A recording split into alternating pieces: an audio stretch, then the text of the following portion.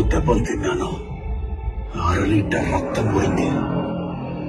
అయినా నీ కళ్ళలోకి చూస్తూ మాట్లాడుతున్నాను. ఇంకా 10 దెబ్బలు తీసుకుంటాను. నేను తిరిగి కొడితే ఎంత వైల్డ్గా ఉంటుందో ఆలోచించు. తన నా ప్రాణం, తన లైఫ్ వేరు, తన డ్రీమ్ వేరు. ఇంకొన్ని రోజుల్లో తన ఇక్కడి నుంచి వెళ్ళిపోతుంది. నీ కొడుకు చేసిన పని వల్ల తన అక్కడ లైఫ్ లో బాధపడుతూనే ఉంటుంది. తను బాధపడకూడదు. ఎక్కడైతే నువ్వు నీ కొడుకు తన అమ్మాని చూడ అదే చోట్లో తనకు అందరి ముందు సారీ చెప్పాలి. చెప్పకపోతే